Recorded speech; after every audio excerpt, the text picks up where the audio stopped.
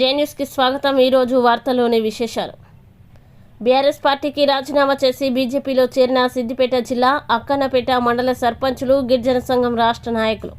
అక్కన్నపేట మండలానికి చెందిన పలువురు సర్పంచులు శుక్రవారం రోజున టీఆర్ఎస్ పార్టీకి రాజీనామా చేసి భారతీయ జనతా పార్టీ జాతీయ ప్రధాన కార్యదర్శి కరీంనగర్ పార్లమెంట్ అభ్యర్థి గౌరవశ్రీ బండి సంజయ్ కుమార్ సమక్షంలో బీజేపీ పార్టీలో చేరారు।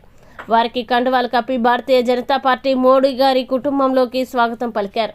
కార్యక్రమంలో బీజేపీ రాష్ట్ర కార్యవర్గ సభ్యులు కోమటిరెడ్డి రాంగోపాల్ రెడ్డి గారు, అసెంబ్లీ ప్రభారి గుజ్జ సత్యనారాయణ గారు, అసెంబ్లీ కన్వీనర్ గుర్రాల లక్ష్మారెడ్డి, అక్కన్నపేట మండల అధ్యక్షుడు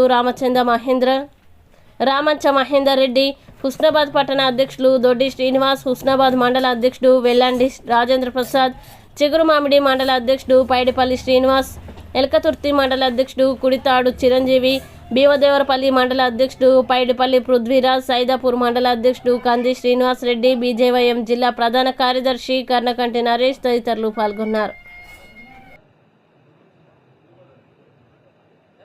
ఇది ఇండియన్ పొలిటికల్ లీగ్ మ్యాచ్ దేశంలో। ఎందుకంటే ఐపీఎల్ మ్యాచ్ లో అన్ని దేశాలు కలిసి ఉంటారు, ప్లేయర్స్ అందరు కలిసి ఉంటారు। దానిలో ఇక్కడ అదే పరిస్థితి। పొలిటికల్ లీగ్ మ్యాచ్ లో కాంగ్రెస్, బీఆర్ఎస్ అన్ని పార్టీలు, తెలంగాణ టీపీఎల్ మ్యాచ్ లో అన్ని పార్టీలు కలిసి వస్తున్నాయి। ఇలా ఇంకోవైపు బీజేపీ సింగిల్ గా వస్తున్నది। ఐపీఎల్ లో బీజేపీ విజయం, మోడీ గారి నాయకత్వంలో 400 పాయింట్లు సాధించుకొని మేమే విజయం సాధిస్తున్నాం। టీపీఎల్ మ్యాచ్ కిషన్ రెడ్డి గారు మా కెప్టెన్, ఆయన నేతృత్వంలో ఇలా అధిక స్థానాలు మేమే గెలుచుకొని కప్పుని గెలవబోతున్నాం।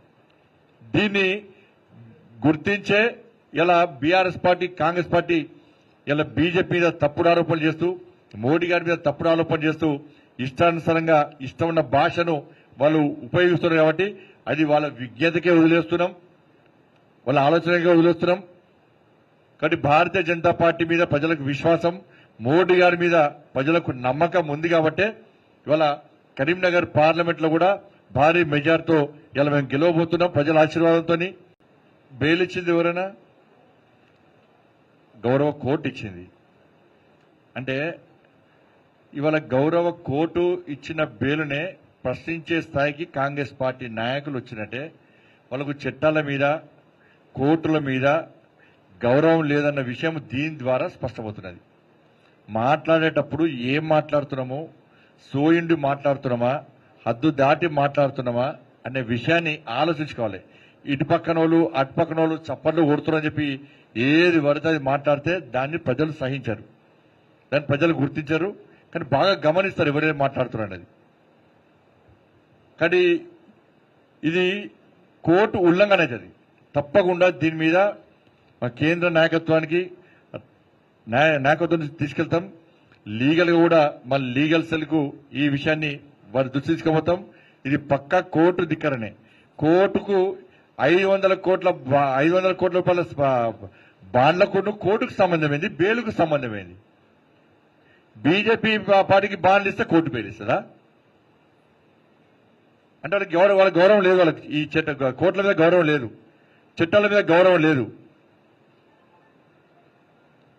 చాలా మంది కాంగ్రెస్ పార్టీ నాయకులు జైలుకు పోయొచ్చారు, వాళ్ళకి బాండ్లు ఇస్తే వచ్చారా? వాళ్ళకు కోర్టు ఏం చూస్తుంది?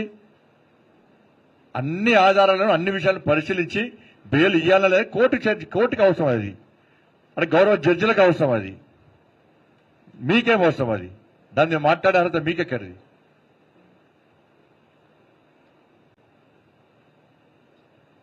కాబట్టి తప్పకుండా ఇది కోర్టు ఉల్లంఘన అయితే కాబట్టి తప్పకుండా దీనిని గౌరవ కోర్టు దృష్టి తీసుకెళ్తాం, లీగల్ కూడా మేము ముందుకెళ్తాం దీని మీద।